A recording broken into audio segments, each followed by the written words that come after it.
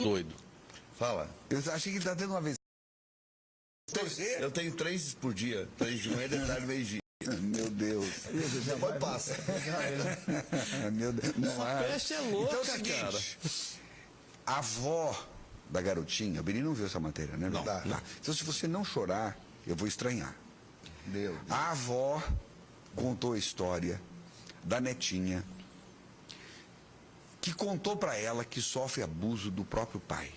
Meu Deus. A avó foi à justiça, foi ao Ministério Público e o juiz disse o seguinte: guarda compartilhada. Hora da avó, hora da mãe. Só que quando vai na mãe, o pai está lá perto. Olha, eu acho que a justiça vai rever isso depois dessa reportagem aqui. Né? É muito processo, é muita coisa, enfim. Mas... E o detalhe interessante, até para o telespectador prestar atenção. A avó sabe o que está dizendo, Beni. Porque ela diz ali na reportagem que ela, quando garota, ela teve uma convulsão e o médico que a atendeu tocou nela. Usou de violência, como é que se chama? Estupro de vulneráveis? Não chegou a... Mas tem uma palavrinha... Se viciou, essas coisas, né? Sei lá. A Renata falou e eu já esqueci. Viu como o Domingues faz falta? Então, porque ele é um dicionário, né? Eu assisti outro programa, mas eu não me lembro dessa palavra. Não é uma coisa simples, mas... Bom, enfim. Então nós vamos assistir agora essa reportagem, preste atenção. E segundo a produção do nosso programa, segundo Eduardo Copanax, na sexta que vem teremos outra reportagem nesse mesmo estilo e com esse mesmo caráter. Aliás, falando de caráter, mau caráter e doentia. A pessoa que é alvo das acusações da avó. Vamos à reportagem.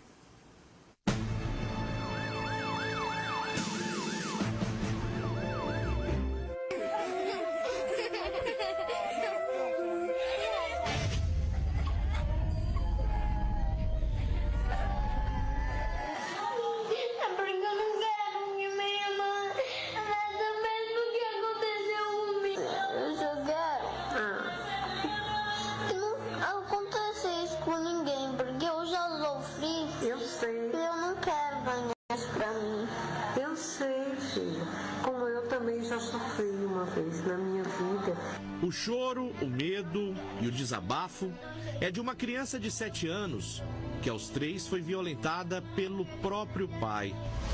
Hoje, aos 7 anos, vive com a avó materna e tem medo do que aconteceu com ela aconteça com o irmão, que está prestes a nascer. As marcas são do dia 3 de julho de 2012, quando tudo aconteceu. Ela começou a se urinar, se espremer e chorar. Aí eu perguntei, acalentei, parei o carro, acalentei ela. Aí, o que foi, minha filha? Aí ela disse que estava com fome, que estava ardendo muito. Aí ela falava minha quitinha está ardendo muito. Aí eu disse, mas por que sua quitinha está ardendo, filha? Aí ela disse, meu pai coloca o peludo aqui e nas minhas costas. E isso me deixou sem chão até eu me recuperar, eu demorei um pouco. Desse dia para cá, a vida de Dona Leila mudou completamente. Foram idas e vindas a médicos, juízes e advogados, para comprovar de fato a materialidade das agressões sofridas pela neta. E eu com a esperança de sempre estar levando e que minha filha estava nesse caso por medo, por ameaça do cara, como ele chegou a ameaçar a criança. Se ela contasse para mim, ele matava ela e a mim, então a minha filha com certeza, quantas vezes eu cheguei com a doutora Elisete e disse... Ela disse, calma, não é assim, vamos ver, porque eu ainda não conseguia ver que minha filha não conseguia. Para ela, o pior é a conivência da filha, a mãe da menina que vive até hoje com o suposto agressor. Diz que até ameaças já sofreu. Quero quero que essa criança seja ouvida, quero dar continuidade aí, eu não posso deixar essa menina sofrendo essa situação, porque enquanto isso, eu também sofria por minha filha estar me ligando, dizendo que a qualquer momento eu poderia amanhecer, isso tem registrado na Delegacia da Mulher, com a boca cheia de formiga, que eu valia mais morta do que viva. Então, é bem difícil essa parte para mim. Ela diz que até hoje nada foi feito em relação às denúncias. O acusado, o pai da menina, continua solto. E o que é pior, a justiça deu apenas a guarda compartilhada da criança. Ou seja, a cada 15 dias, a criança encontra os pais. Muito difícil porque eu não sei o que pode ocorrer lá por dentro, entendeu? Lá dentro. Sabendo hoje, tendo a convicção que minha filha sabia. Os números de notificações de violência contra crianças na faixa etária entre 1 e 9 anos de idade em Porto Velho, infelizmente, só vem aumentando nos últimos anos. Para você ter uma ideia, em 2013 foram 10 casos. Em 2014, 13. Em 2015, 34. Já no ano passado, foram notificados 36 casos. O que mais impressiona nesses números é que em 75% os pais são os próprios agressores e 80% acontecem dentro de casa. Mas esses números podem ser bem maiores porque nem todos os casos são denunciados. A questão hoje é, de fato, qual é o tratamento social que se tem para a violência doméstica? Porque, infelizmente, às vezes eu me vejo, parece que a gente está voltando para a Idade Média, para quando a criança era vista como um adulto em miniatura, né? Sem sentimentos, ninguém precisa acreditar nela, ninguém precisa atender às necessidades dela. Então, nós temos hoje uma questão social de que a criança, de fato, precisa ser acreditada, precisa ser escutada e cuidada, protegida mesmo de fato. Nós temos uma questão familiar, onde as famílias estão disfuncionais. Nós não temos que ser objetos de prazer do outro. E isso acontece, é assim que funciona. Seja para violência sexual ou para violência física ou de qualquer outra forma, eu trato o outro como se ele fosse um objeto de prazer meu ou de frustração, onde eu vou lá e descarrego aquilo que eu não dei conta de fazer. E nós temos, em muitas situações, sim. Para a psicóloga, no momento em que a criança sofre algum tipo de agressão, ela acaba perdendo a pureza, o encanto, o jeito inocente de encarar a vida. Experiências afetivas, descoberta do próprio corpo, mas ela não tem entendimento. O que para mim e para você seria, né, alguém te tocar e você sentir prazer, você sabe que o nome disso é prazer. Mas para uma criança de 4 anos que é tocada dessa forma, ela não sabe que isso se chama prazer, mas ela sabe que tem algo que dá uma sensação diferente e que ela não sabe nomear. Então, se isso for continuado, se essa gratificação for continuada, isso passa a ser imprimido no organismo. Então, assim, eu recebo crianças, por exemplo, de 4, 6 anos, que para manter a sensação que foi instalada, né, que foi imprimida com a violência, elas vão estar se masturbando publicamente, vão estar no grupo, como eu recebo aqui grupos de crianças, e elas vão querer tocar nos outros coleguinhas, né, como foi tocada, ou se tocar também na frente dos coleguinhas, então vai perdendo esse limite, né, essa coisa do onde eu estou, do público, do privado, e também as sensações vão sendo modificadas e precocemente experimentadas. A violência contra a criança em família chega a ser tão bárbaro quanto incompreensivo. Existe a política pública, existe um plano municipal de enfrentamento, o que falta é a aplicação disso. Todas as instituições, de fato, se comprometerem, cada um no seu eixo, cada um no seu lugar, e efetivamente começar a atuar. Senão vai ter mais violência. Uma dor que jamais será apagada em quem está próximo, e principalmente na vítima. E busco em Deus para me poder, pelo menos, orientar essa criança. Essa força.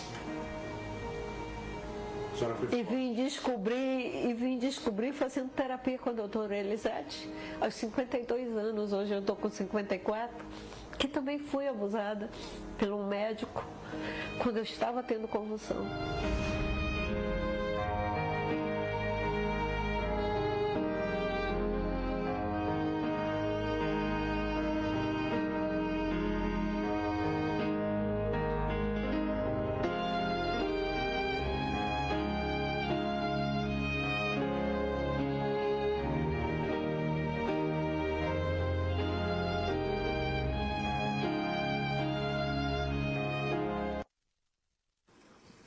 Olha, esse também é o papel do jornalismo, o bom jornalismo, especialmente o jornalismo da SIC TV e da Record TV. Beni Andrade, por que essas lágrimas nos olhos? Não é, o Everton, isso aí não é um caso de chorar. Tem que pegar uma desgraça dessa, porque isso é monstro, cara. Mãe, é monstruosidade. Essa senhora aí está correndo risco de vida, sim. Esta senhora está correndo risco de vida, sim. Não dá para... Eu não posso admitir que um ser humano tenha atitudes como essas, cara. Como é que pode, gente? Agora, meu Deus do céu, isso aí tem que ser preso.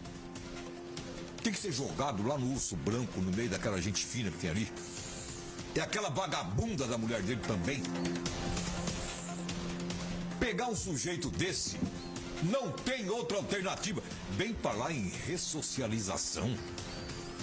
Num monstro desse. Não, mas isso é doente, né? Isso não é... Pois é, Everton. Porque assim, não, deixa eu terminar meu raciocínio aqui. Esse não tem cura. Não tem cura. Não tem cura.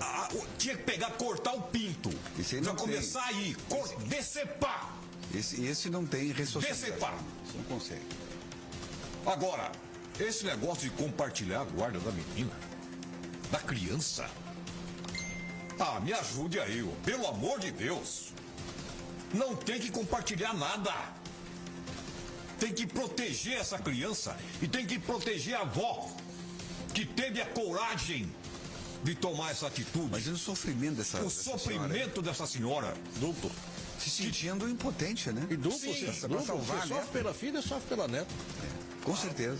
Rapaz, cadê o sentimento de indignação do ser humano, cara? Léo, deixa eu te dizer, essa mulher, a mãe que o Benício se refere, indignado tanto quanto todos nós ficamos, eu comentei ontem no SIC News que não justifica, quer dizer, medo nenhum, temor nenhum que ela possa ter do marido, ou amor nenhum que ela possa ter do marido para não tomar as atitudes que tem que tomar para salvar a própria filha, quer dizer, justificam colocar a filha em segundo plano. Meu Deus do céu. Quer dizer, no meu entendimento, o que eu sinto, que eu também sou pai, o pai e a mãe morrem pelos filhos. E essa mulher, quer dizer, ela está com medo de morrer. Ou amor demais para o marido que não merece o menor respeito e a menor consideração. Léo, essa questão, eu quero pegar esse gancho aqui, porque senão eu vou acabar esquecendo. Essa questão dos ataques sexuais às crianças dentro das casas, que todo mundo sabe que existe num número muito maior do que se sabe. É que a sociedade também é hipócrita em relação a isso. Quando o Ivo Cassol, logo depois que assumiu o Senado, sugeriu a castração química desses tarados, porque não são incuráveis. Um cara que estupra uma filha de 3 anos, tem cura, Benito? Não tem. Não tem. Aí vocês viram a reação que aconteceu no país todo. Eu só não concordo com a química. Ô Beninho, por exemplo, a nossa querida amiga professora Selenia Claudino, ela realmente não concorda com você. Ela diz que está muito bom a sua explanação, só que ela diz o seguinte, que tem que jogar num tambor de soda cáustica para não sobrar nada. Concordo com ela. Ela vai mais longe. Concordo com ela. Assina embaixo. Olha, Seleninha, não fique indicando. Porque ele nunca sabe até onde ele pode ir.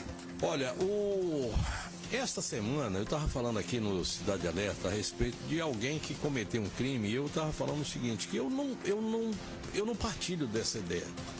O fato de você matar a outra pessoa não vai curar absolutamente nada da sociedade, não vai resolver nada de crime. Porque se o fato de matar resolvesse alguma coisa, nas Filipinas não entraria ninguém com droga. Mas nos Estados Unidos... Não é o caso. Não é o caso. Eu acho que não. Agora eu acho que uma castraçãozinha química. Eu acho que não tem. O cara não tem. Tá bom. Tem que cortar, decepar. Olha, decepar. Eu acho o seguinte. Discutir os meios agora. Eu acho o seguinte: se esse camarada, qualquer um tarado desse, ele não tem cura. Se ele for colocado numa prisão perpétua, ele não vai ter problema nenhum, porque lá dentro da prisão ele não tem criança pra mexer. Mas nós temos que sustentar um vagabundo desse. Mas é o seguinte, Beni. Não, mas você vai sustentar ele com mesmo castrado. Olha, se você for fazer a castração química ou a castração... Você imagina um cara sem pinto, Herbert? Eu acho que a pena de morte não é a solução. O Sérgio Pires pode falar sobre isso. Acho que não. O cara sem pinto, o Sérgio Pires pode falar muito sobre isso. Deixa eu falar uma coisa aqui. Agora, a pena de morte não resolve essas coisas. Não resolve, mas eu acho o seguinte... Agora tem um detalhe, Léo. É comprovado que num saco de batata, se tiver uma podre... apodrece o restante. Exatamente. Isso. Agora...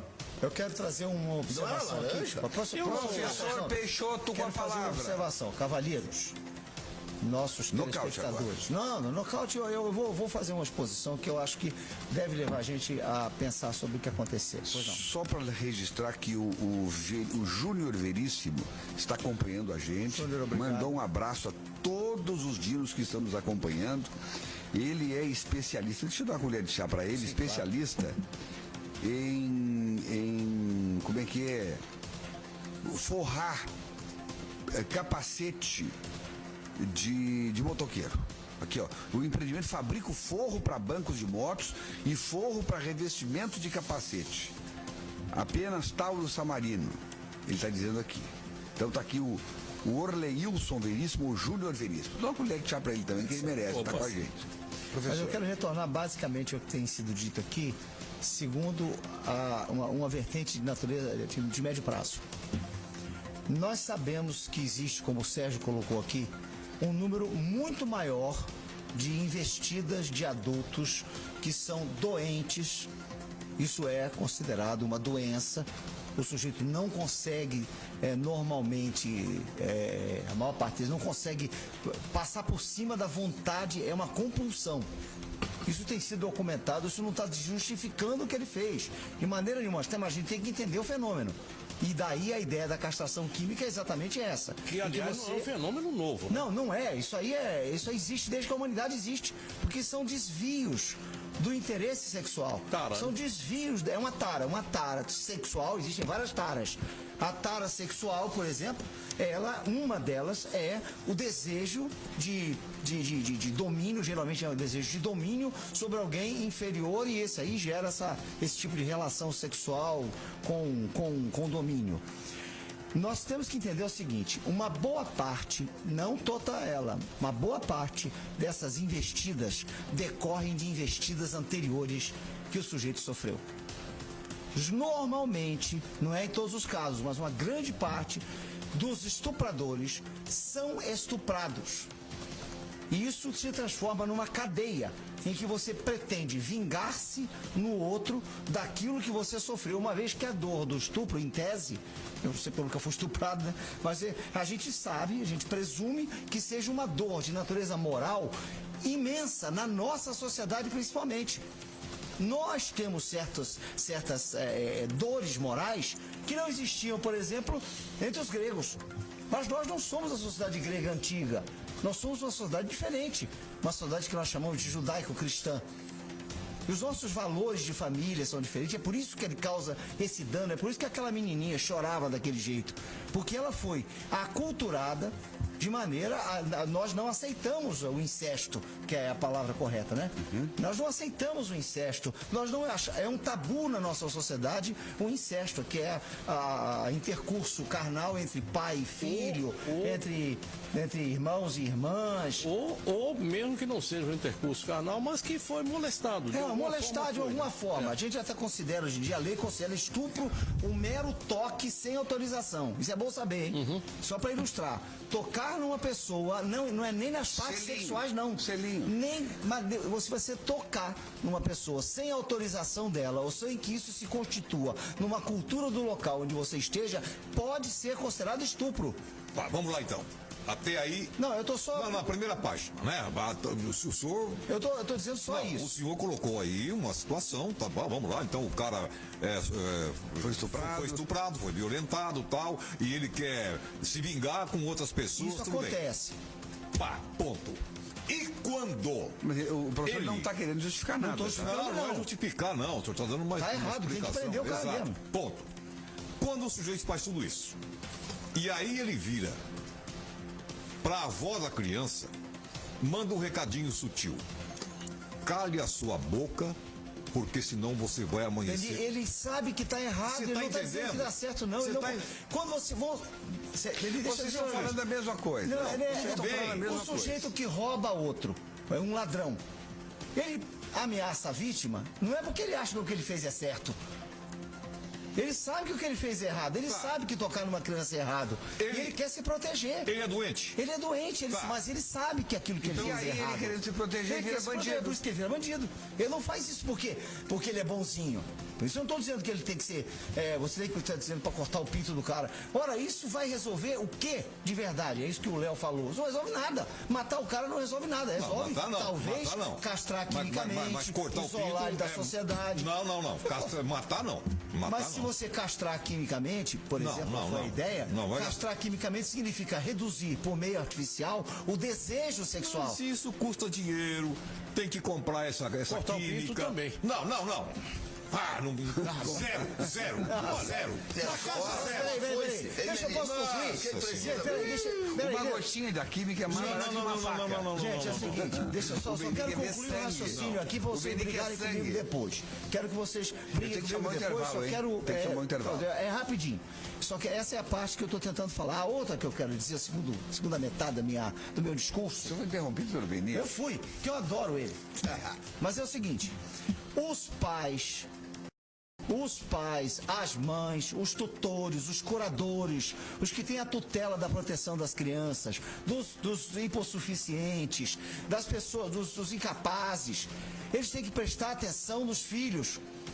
Porque os sinais de um estupro que é feito por um vizinho, não é só pelo pai não, por um amigo, por um padrinho, por uma vizinha, porque há estupros de meninos por mulheres.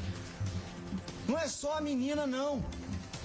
Os pais têm que prestar atenção na mudança de comportamento dos filhos, mas você só pode prestar atenção no comportamento dos filhos se você prestar atenção nele, Beni.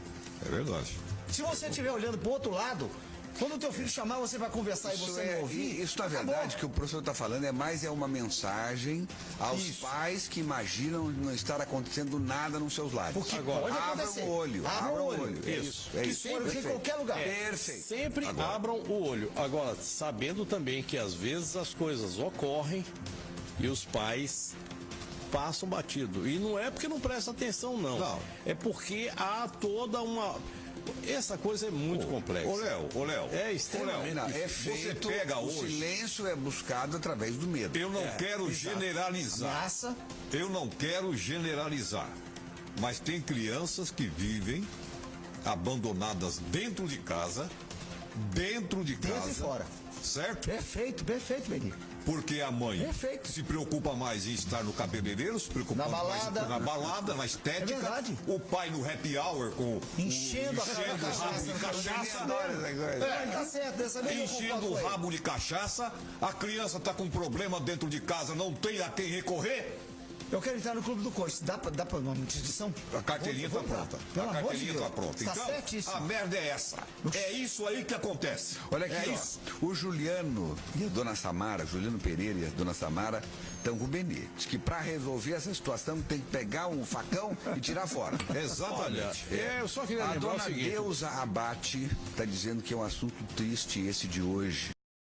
Estou assistindo o programa com minhas netas Alice e Mariana. Manda um beijo para elas. Então, para Alice e para Mariana, Beijo pra vocês. Intervalo e voltamos logo na sequência do nosso papo de redação, porque tem muito assunto ainda. Bota aí o telefone para receber o recadinho. Esqueci de falar do telefone e dos recadinhos.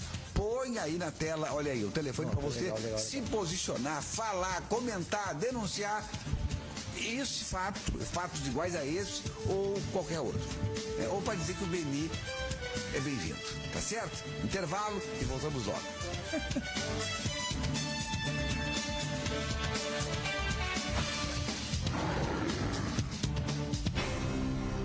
Agora em Porto Velho, um novo conceito